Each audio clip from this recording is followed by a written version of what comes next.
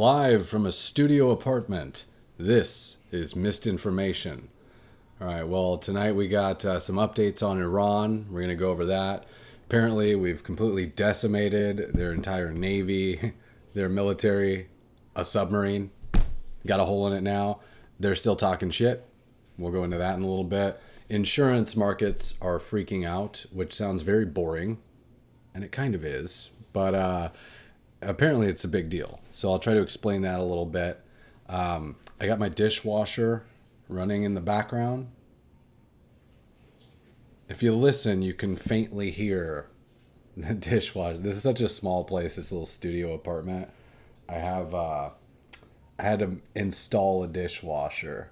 It's like off of Amazon. It's like a mini dishwasher. It's like half the size of a regular dishwasher. And it's so ghetto because there's no connection for it. So you have to hook it up to the kitchen sink. This sounds impossible, but there's a whole hose that goes from the sink faucet to this dishwasher. It's almost more of a pain to set it up than to just wash the dishes. But in any case, I'm going to take a look at the news. Let me pull up Twitter here. You guys hear me okay? I think the audio is working and stuff. What's up, Debbie Do? What's up, Larry? Shar? This. Give me one sec. All right.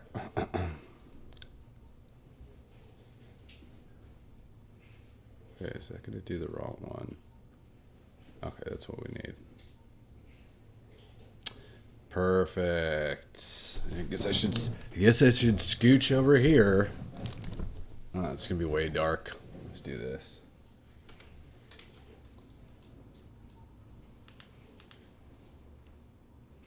Too much. Okay, cool. So, biggest things today. Let's see. We had an update. I guess this is a good enough place to start. Everything is, the news right now is like, it's one giant like Iran info story and memes. It's like impossible to go through, but we're going to go through it a little bit. So CENTCOM, Central Command, gave us an update today on the war. Make sure that doesn't play through my giant speakers. All right, let's go here.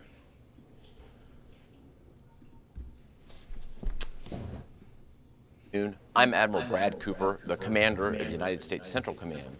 In this capacity, I lead U.S. military forces in the Middle East. I'm here to provide you an update on Operation Epic Fury, now in our 4th day of execution. First, I'd like to express my deepest condolences to the families and teammates of the extraordinary Americans who've been killed in action.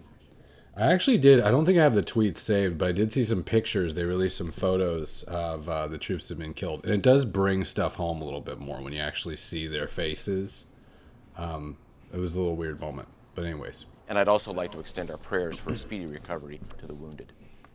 Yesterday, you heard from Secretary Hegseth and the Chairman of the Joint Chiefs. Today, I'd like to give you an operational update on where we are and provide you with some key facts. By order of the President of the United States and the Secretary of War, our military in the Middle East is undertaking an unprecedented operation to eliminate Iran's ability to threaten Americans, as they've been doing for nearly half a century. So first of all, can we just talk about how much different all of these announcements are under Trump versus like any other president? I feel like he's just really good at getting the messaging out. Even changing it to the Department of War, which I thought was kind of a little odd at first and maybe a bad decision. I wasn't sure about it, but it does sound considerably more badass and threatening to other countries when you come out with a video saying that the Department of War has authorized this. It sounds way more intimidating than the Department of Defense. You know, and Trump's a big word guy. It makes sense why he wants people to think we're going to go on the offensive, which apparently we are. Versus having that in your mind that we're always on defense. You know, it's just an interesting reframe. And even the way they film it here and the way he speaks in it when he says the president, his tone kind of shifts, you know? Secretary Hegseth and the chairman of the Joint Chiefs. Today, I'd like to give you an operational update on where we are and provide you with some key facts. By order of the President of the United States and the Secretary of War, our he says it like badass, you know? military in the Middle East is undertaking an unprecedented operation. Now, we're less than 100 hours into this operation, and we've already struck nearly 2,000 targets with more than 2,000 munitions. We have severely degraded Iran's air defenses and destroyed hundreds of Iran's ballistic missiles, launchers, and drones. And in simple terms, we're focused on shooting all the things that can shoot at us. Our B-2 bombers and B-1 bombers have executed uncontested surgical strikes against multiple missile facilities deep inside Iran. And then just last night, a B-52 bomber force struck ballistic missile and command and control posts. We are also sinking the Iranian Navy, the entire Navy. Thus far, we've destroyed 17 Iranian ships, including the most operational Iranian submarine that now has a hole in its side. Again, completely different messaging for, I'm not sure I guess he's a commander. For him to come out and say we've sunk Iran's navy, their entire navy, right? It's just a very frank way to put it. And it's a very, like, that connects emotionally with people, you know, and it's kind of funny too. But they're not holding back, and they are speaking in a different way to the American people, which is interesting to me. He talks a little bit about a couple of things that were operationally hitting all of their missile launching systems, and that we're now sending in B-52 bombers. So both of those things are kind of important. I was reading some articles on them. So first of all, this is a graph of Iran's launching capabilities. So I guess what somebody did is they mapped out how many missiles Iran has been launching, like on day 1, day 2, day 3, blah, blah, blah. And then they put it in a graph form, and they mapped out projecting forward, like what's it going to look like on like. So in this graph, you could see it's March 4th now, technically. So started off, they were launching 350 strikes per day. By the second day, it was degraded to 175. By the third, 120. Today, essentially, it was down to 50. So if you follow that line, it's going to reach near zero in about 2 to 3 days, according to this projection, which who knows how accurate this is, right? But I saw another tweet where someone was mentioning basically every time an Iranian missile array fires, we see its location, right? Like, we have tracking systems, we have AI, we have drones everywhere looking for the places where these things light up.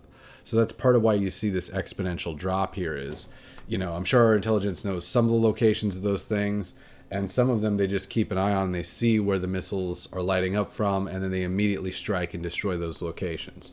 So the missile capability has been degraded. Someone was talking about the B-52s coming in. And what they were saying, I think I have the tweet here, is when we did the initial strike, we were first sending in, it's called a B-2 Spirit. I think they have a picture of it here. I believe this is the B-2. I don't know for sure. Badass plane, right? So he's saying when we first started, and the thing about it is it's a stealth bomber, okay? It's not like the regular stealth bombers you see that look like spaceships, but this has stealth capabilities. So these things are worth, I think he said $2 billion per plane. Let me see. The B-2's $2.1 billion per aircraft, okay? So on February 28th, and we have 20 of them total, right? $40 billion worth of these aircraft. So when the operation first started, we sent in our B-2s. Those are the ones that you send in when the enemy's air defenses are fully intact, when you need those stealth capabilities so that you can come in undetected and bomb the crap out of a place, okay? It goes into 4 B-2s, dropped 160,000 pounds of bunker-busting ordnance on hardened underground facilities in the opening wave, okay? Then it says on March 2nd, the U.S. sent B-1 Lancers. The B-1 is a supersonic bomber, faster than the B-2, but not stealth, right?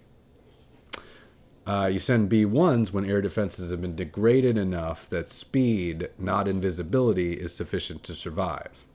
On March 3rd, the U.S. sent B-52s. Now, the B-52 is a 70-year-old subsonic aircraft. It is not stealth. It is not fast. It has a radar cross-section the size of a barn. It flies 650 miles per hour, blah, blah, blah. He's basically saying you send in B-52s when there's nothing left to shoot them down. So that's kind of a good sense of where we're at with the war in Iran currently. We have degraded their air defense capabilities to the point where we no longer need the stealth or even the super fast planes. We're just using regular B-52 bombers. There was a report the other day that we'd sunk. So the commander we just heard from there is saying we destroyed their entire navy. I believe someone was saying it was 11 ships total that had been destroyed and a submarine. I guess they had one, some type of world-class submarine. Here it is here, a little bit more information about it. And the commander in that video says there's now a hole in it. This is breaking. The United States Navy has reportedly sunk an Iranian Kilo-class submarine. It's been confirmed. Kilo-class submarines are among the most dangerous assets in Iran's fleet. They are diesel-electric attack subs designed for stealth operations in shallow waters, can deploy torpedoes, anti-ship missiles. This is one of them.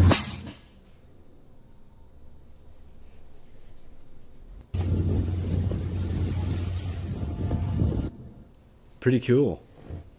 I didn't actually watch that video beforehand. I didn't know they were about to do a slow motion, sexy little torpedo blast.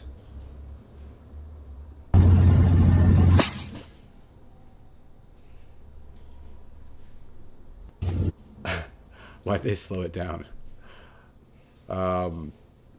Yeah, so we got that going on. Here was somebody. So despite these military blows, Iran is still talking really tough. They're coming out and saying basically, I always see a tweet from, I don't know which accounts are tweeting about it from Iran. I don't know if they're state sponsored or just trolls, but there's always accounts that seem to be associated with Iran saying like, oh, we're just about to deploy our most advanced weaponry. You thought you'd seen it before. We're just about to deploy our strongest forces right now. There was a funny tweet someone did about it. He says, I too, well, insider paper from Iran, I guess, or about Iran says, breaking, Iran says it has not yet used its most advanced weaponry. And then this person says, I too wait until my supreme leader and 40 out of 100 of my highest ranking officials are annihilated before releasing my most advanced weaponry. That was a good one. That's good. Hit the graph. There's reports that basically, here's some footage of the rubble. It's like a running gag. Like every time Iran, I guess they convened another meeting, right? We had the first strike, which took out not just Khomeini, but apparently 49 top Iranian officials. Trump's on record saying that, there were guys lined up that we had assumed the U.S. had intelligence on and assumed would be the next in succession to take over the lead if they were able to kill Khomeini. Well, apparently they were all at this meeting or were in other strikes that happened at the same time. So they took out so many of these people. Trump is saying that pretty soon we're not going to have anybody left. It's kind of funny. Here, watch. Do you have someone in mind right now? Because you said all the people you did have in mind have been taken out. What do you think? Well, most of the people we had in mind are dead. So, we had some in mind from that group that is dead. And now we have another group. They may be dead also, based on reports. So I guess you have a third wave coming in. Pretty soon we're not going to know anybody. Pretty soon we're not going to know anybody. That's just a funny way to put it.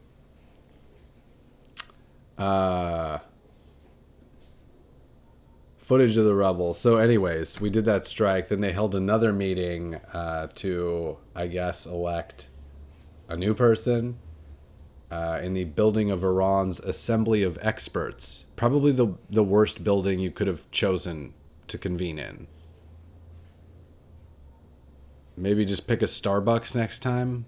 I don't know. We're convening in the meeting room of top Iranian leaders. That's what it's called. Hopefully we won't get shot at. So the U.S. blew them up altogether. They really need to explore Zoom enterprise subscriptions, I think. Nobody wants to pay for a Zoom upgrade, but I think this is one of the best use cases for it. I can't imagine a better reason to drop like $20 a month. So, God, Israel War Room. I don't think this account's actually associated with Israel. I think it's just a little troll account. What we got going on in the chat? Everyone just chilling? Yeah, it's late. So this is something that I mentioned earlier when I came on. So basically you have the Iran thing happening. The insurance markets are something to note here, which I did not really know about until today. This all kind of is news to me. But apparently it's a big deal. So let me kind of pull this up. Oh. Let's go here. Okay.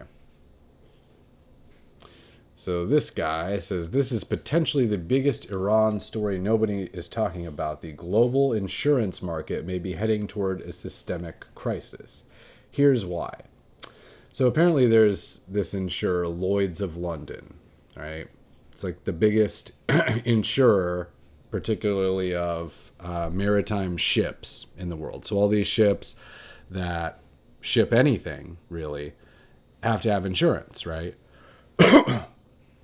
Now, currently there's a crisis because once we started the war with Iran, they are now closing down, they say closing down the Strait of Hormuz, okay?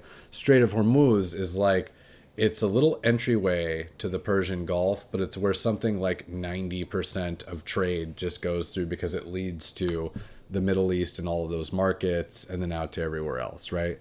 So there's this small expanse of passage where ships kind of need to get through, and they're able to close it down, or in other words, attack any ships that are coming through there, right? So normally, so here's what happened. Lloyd's of London, they normally insure these types of ships, right? If there's a war, typically, they will, they might raise rates all crazy, right? They might jack up the rates to make money. In this case, Lloyd's of London actually canceled all of the insurance for any ships going through the Strait of Hormuz, okay? This is kind of a long story. I'm going to make it short. But essentially what someone else is saying is that Lloyd's of London, the reason he hypothesizes they completely canceled the coverage is he's saying that Lloyd's of London has always been historically suspected to work in conjunction with British intelligence. That's like M16, I think it's called. Insurance companies typically don't work with state intelligence, but in this case, the buildings are like really close together. And the idea is that the M16 feeds them intelligence briefings so that the insurers have a better idea of pricing on whatever conflicts are going on because they're using actual, like, almost like the CIA level intelligence, right? Well, apparently the UK was so blindsided by the Trump's move to attack Iran, Trump and Israel, that they didn't see it coming, even with all their intelligence, right? So they're flying blind right now, and with no great intelligence, they were forced to cancel all the insurance policies, right? So this tweet here is saying that basically something like that could trigger a financial crisis in the vein of what we saw in 2008 or what we saw during COVID. That's what this person is saying online, right? Well, Trump came out today and he countered that, right? And what he did is, well, I'll just read the tweet here. Sorry, I keep switching to the live. There, okay. Here's Trump's move, okay. Trump says, effective immediately, I have ordered the United States Development Finance Corporation, DFC, to provide at a very reasonable price political risk insurance and guarantees for the financial security of all maritime trade, especially energy traveling through the Gulf. This will be available to all shipping lines. If necessary, the United States Navy will begin escorting tankers through the Strait of Hormuz as soon as possible. No matter what, the United States will ensure the free flow of energy to the world. The United States' economic and military might is the greatest on earth. More actions to come. So, first of all, it's just interesting to note like, back in Obama's time, other presidents, you never saw anything like this, right? Like any types of, for Trump to come out on the day of when an insurance company like that is pulling coverage on everyone and to just sort of squash it with a tweet, just kind of blast out an assurance to the world immediately. Oh, actually, we're going to take over. We'll escort the ships if necessary. Military will get intervened. That's a very different, very effective style of world leadership almost, because he can blast out these messages and these reassurances directly to the world when these crises are happening, right? It's a smart move from Trump. So he's not only is he countering the immediate problem, but he's actually probably pulling money from London by doing this, right? Because Lloyd's of London has historically controlled like something insane, like I don't know the figure, but like 90% of these insurance markets, because they've always had the best intelligence, right? Well, Trump's saying here he's got this DFC to provide now an alternative, right? So he's seizing the opportunity. Lloyd's is losing money actually on this, all right? And then, thirdly, you always hear people talking about the U.S. dollar and what is it backed by? Is it backed by gold? Is it backed by this, that? This is what it's backed by, okay? Trump saying here, the United States Navy will begin escorting tankers through the Strait of Hormuz as soon as possible. No matter what, the United States will ensure the free flow of energy to the world. The dollar is backed by military might.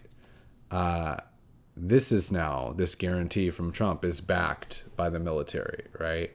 So in other words, the global peace of mind, the global insurance market is backed by the U.S. military now, or at least that's what Trump is suggesting here, or kind of making a blanket guarantee to people. So really interesting. That was just something to know. I'm not like a super finance guy. I live in a studio apartment with a ghetto dishwasher running that I installed myself. So I don't know the ins and outs of Lloyd's of London, but I just looked all this crap up a little while ago because I thought it was super interesting. So that's where we stand with it. Crisis apparently avoided for now, and London is pissed. Trump's also pissed with Spain. We heard about this today. So he has canceled all trade with Spain, or at least he's threatening to. But it sounds like an actual threat he's going to act on here. So apparently what happened is there are bases in Spain, and they have a very leftist prime minister who came out and said that the U.S. was not going to be allowed to use their military bases to strike Iran. And Trump, amongst other things that have rubbed him the wrong way with that particular government, he was not happy about it. Here's him talking about it right here. Everybody was enthusiastic about it, Germany, everybody. And Spain didn't do it. And now Spain actually said that we can't use their bases. And that's all right. We could use their base if we want. We could just fly in and use it. Nobody's going to tell us not to use it. But we don't have to. But they were unfriendly. And so I told him we don't want to. Spain has absolutely nothing that we need other than great people. They have great people. But what a baller thing to add right there, by the way, right? Just to dump on Spain completely, but to add nothing to offer except for great people, right? He still lifts the people up. They don't have great leadership. And as you know, they were the only country that in NATO would not agree to go up to 5%. I don't think they would have agreed to go up to anything. They wanted to keep it at 2%, and they don't pay the 2%. So we're going to cut off all trade with Spain. We don't want anything to do with Spain. Love it. Love how he just discards somebody who's acting like trash. That's what it sounds like. This is kind of new to me, too. I haven't heard all of this crap from Spain either before, that they were the only ones not to up their pay in NATO. For what? What are they going to do if anyone invades them? Absolutely nothing, right? And then they're not going to let us use our military bases. My other favorite part of that was him saying, we could fly in there and use them if we wanted to, but we don't need them, we don't want them. It's just great. And, yeah, I would like to see him cut off the trade with Spain. That would just be funny. I mean, if they're acting like that, then there is no reason to do business with them. I'm really into Trump's his leadership style, his negotiating style right now. It's just, I think it's really going well. This was an interesting thing. So Mehdi Hassan, I guess he's like a leftist commentator. Is he in the news? He might be a pundit. But he was saying, here's his tweet below. He's complaining about Trump, right? He's saying, this is insane. A week ago, the Trump was giving the longest State of the Union address ever and had not a word to say about any of this. Now he's doing a regime change war, arming foreign forces, assassinating a head of state without any congressional approval. So again, he says here, just a week ago, the Trump was giving the longest State of the Union address ever and had not a word to say about any of this. Turns out that was actually by design. So someone else clarifies here. They say Trump intentionally downplayed Iran mentions in his State of the Union to lull Iran into a false sense of complacency the day before Netanyahu, I guess the day before his State of the Union, Netanyahu tipped off the U.S. to the Ayatollah's planned Saturday meeting.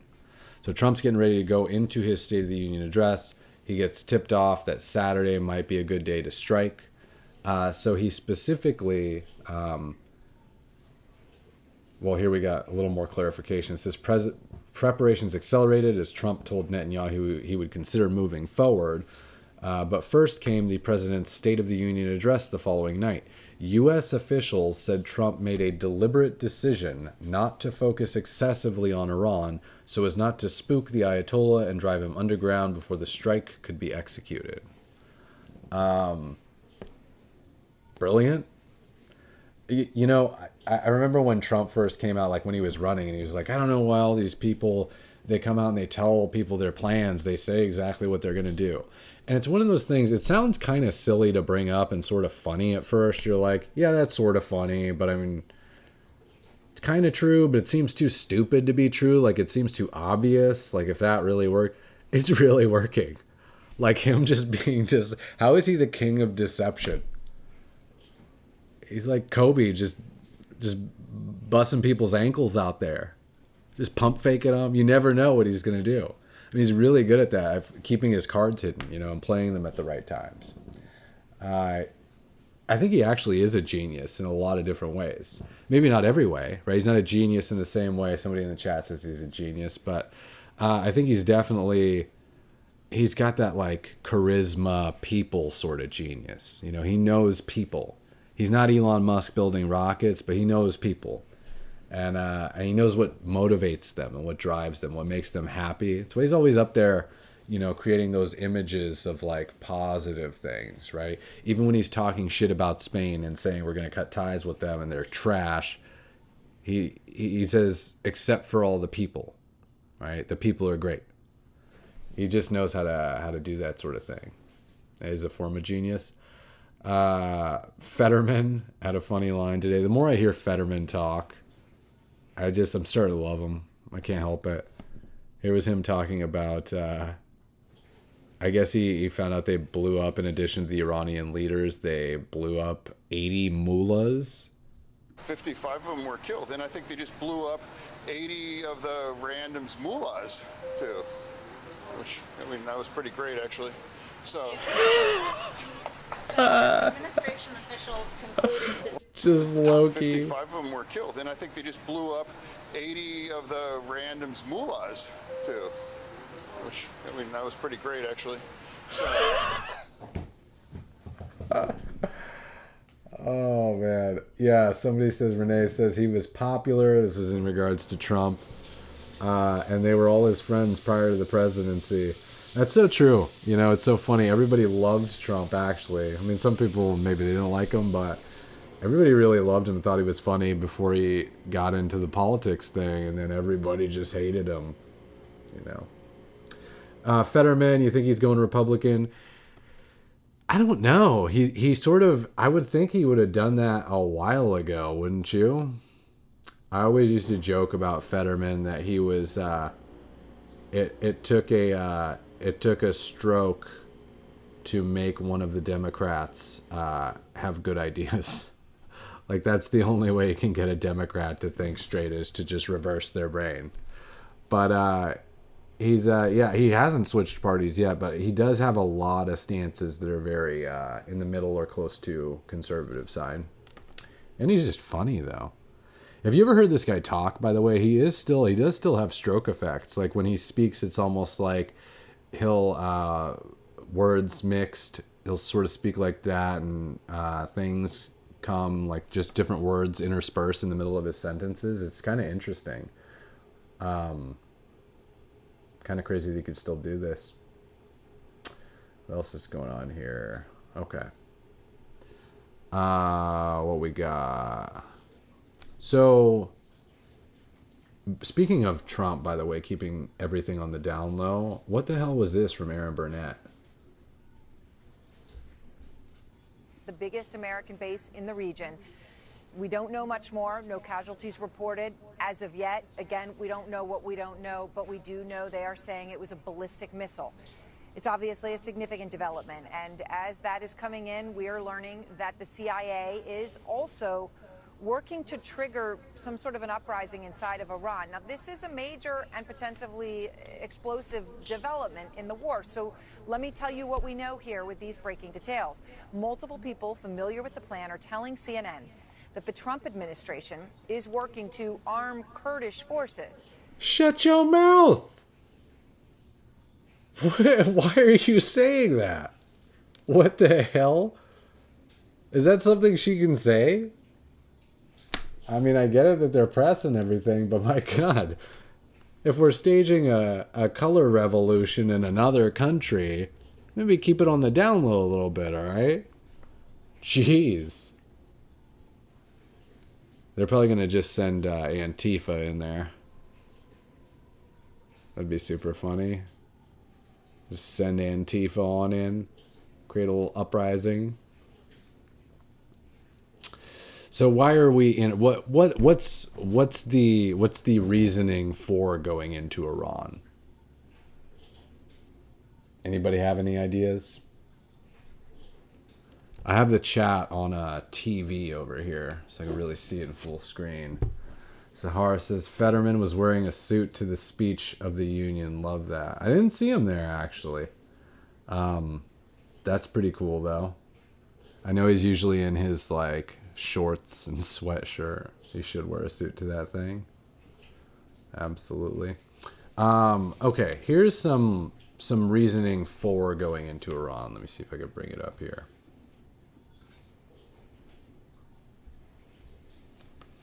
Where should we start?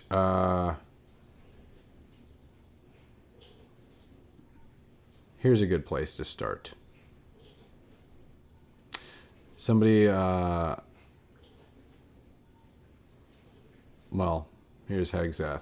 The American Secretary of War openly insults Islam, declaring that regimes that believe in Islamic prophetic illusions cannot possess nuclear weapons.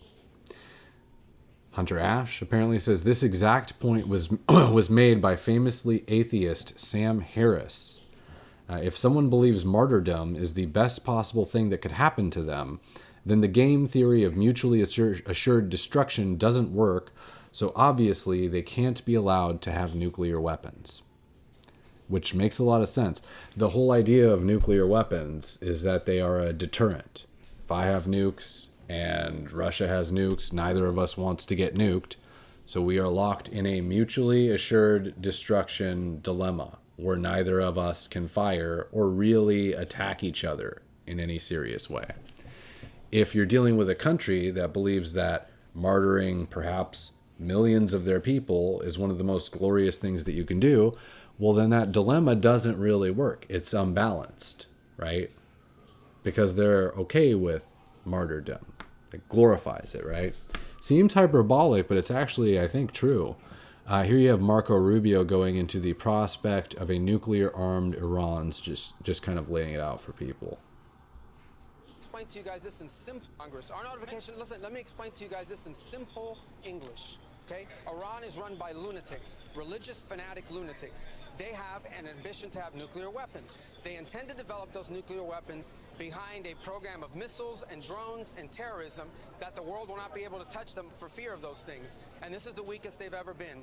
Now is the time to go after them. The president made the decision to go after them, take away their missiles, take away their navy, take away their drones, take away their ability to make those things so that they can never have a nuclear weapon. That's why the president made this decision. It was the right decision, and the world will be a safer place when these radical clerics no longer have access to these weapons. You see how they're using them? The most compelling thing to me that he mentions here is drones. I believe he's referring to the larger drones, but I mean, imagine a country. It was one thing to have nuclear weapons 20 years ago, right? Theoretically, a country that has nuclear weapons today, like Iran, that tends to focus on drones. We're actually using Iran's drones that we acquired on the battlefield, re-engineered against Iran currently. That's an interesting thing. But I don't want a nuclear-armed country with a nuclear-tipped drone that they have the ability to send anywhere, right? So that is a very frightening. It's actually frightening beyond just Iran. When you play forward technology and how it's going to progress, it's going to get easier and easier for countries to be able to expand nuclear weapons easier. It's just kind of scary to think about, right? I also agree. Somebody says, many reasons. Let's start with peace on earth, then scare the shit out of other assholes that they could be next. Giving freedom to the people of Iran. That's certainly one of the reasons. I mean, it's a good excuse to go in, if nothing else, right? No one can fault you for that when he's killing 30,000 people. And I do think actually intimidating other countries is a big part of this, just generally in Trump's sort of worldview, the Trump doctrine. But Trump has been kind of the same on Iran for a long time, since the 1980s. Here's a clip of Trump, actually, young Trump, which these clips are always weird to watch. This is young Trump talking about the Iran hostage crisis. I believe this is back in 1980. Take a listen. Respect of the other countries, then the other country.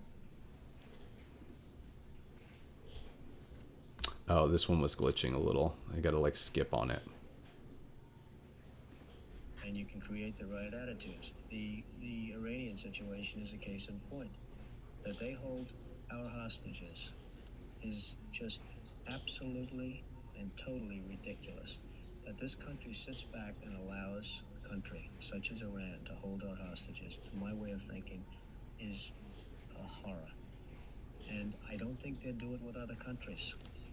I honestly don't think they'd do it with other countries. Obviously, you're advocating that we should have gone in there with troops, etc., and brought our boys out. I absolutely feel that, yes. I don't think there's any question, and there's no question in my mind.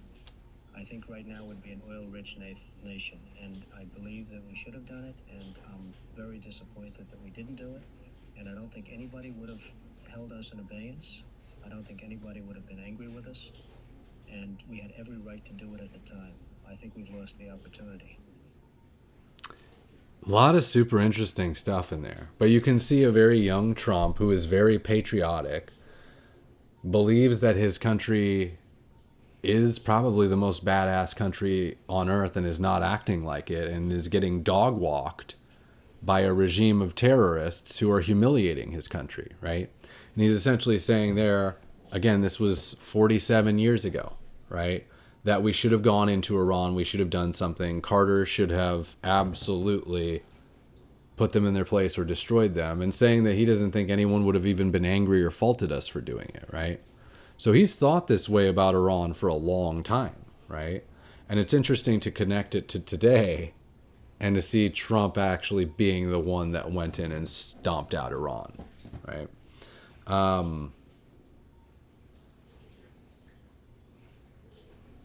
Says also, I think right now we'd be an oil-rich nation. Certainly there are financial motives, right? And territorial motives for going into these nations. There is that component. I don't think that's all that it is. This is the biggest piece on the right where conservatives I hear online are skeptical because they don't want to get involved in a war for oil. That's a war of foreign intervention in a Middle Eastern country that they believe America doesn't belong in, right? They look back at the history of U.S. foreign intervention and they go, you know, if history repeats itself,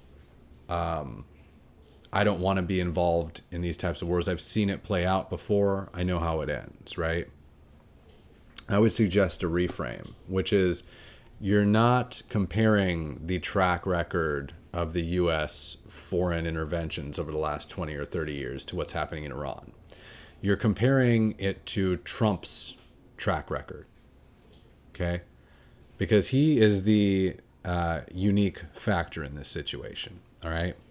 You may have seen 20 years of U.S. foreign interventionism that had failed previously, right? But you'd be comparing the wrong thing. When you look at Trump's track record and you see what he's done in Venezuela, capturing Maduro in a spectacular and unprecedented way and literally kidnapping a dictator and bringing him home to stand trial with no casualties, that's insane, right? But he pulled it off. And he pulled off the Iran nuclear strikes previously, right? Without any glitches. And then we saw him take out Khomeini and 49 other leaders so far in Iran without a hitch, right?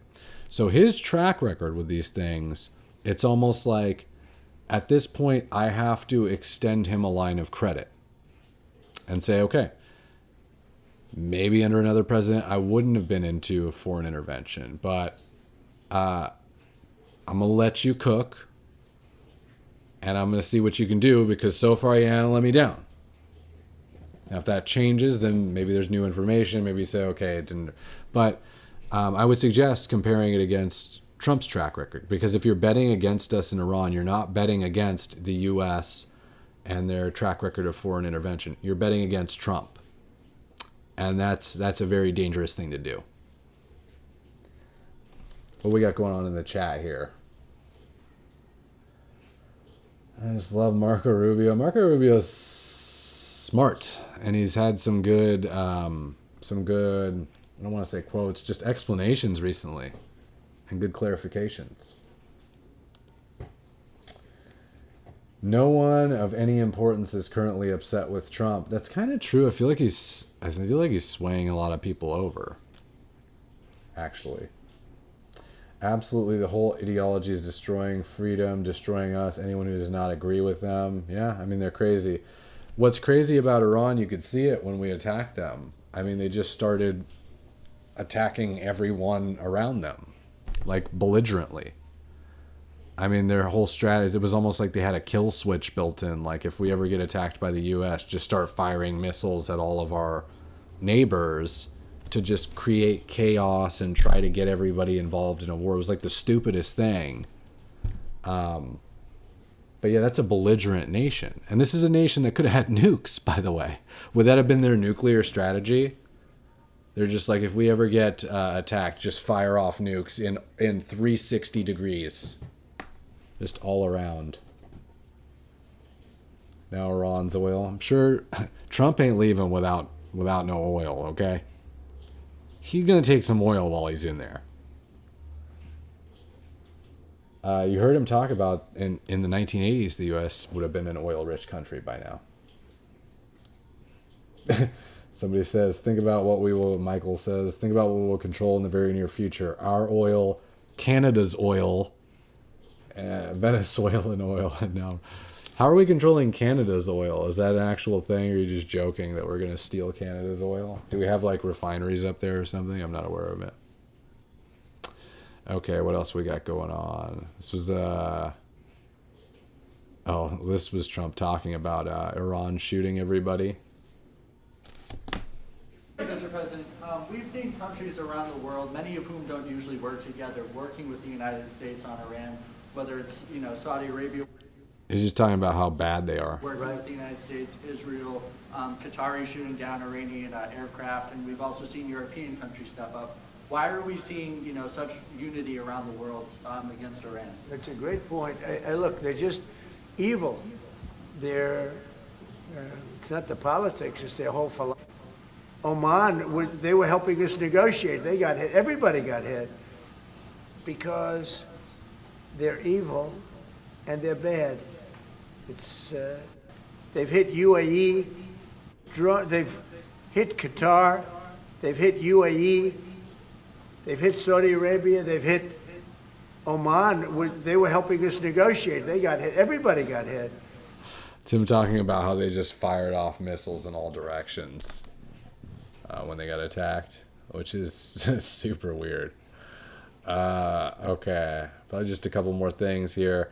This was just a funny Trump tweet. We'll probably end on this. It was about Mamdani's visit to his office.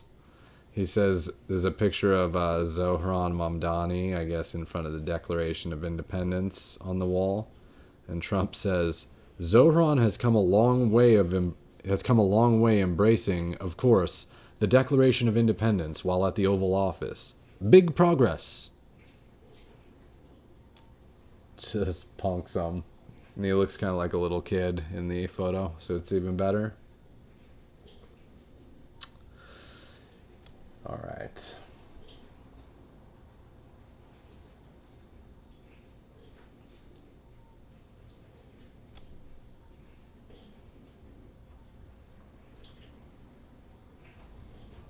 King of the Deal. Yeah, Art of the Deal, King of the Deal. It's he's one of the best at reading people. I think Barbara Corcoran had said that about Trump at one time. She's the Shark Tank lady. And she said that love him or hate him, like she knew Trump. She'd worked with him when he was a salesman. She was like, he was the best salesman I'd ever seen.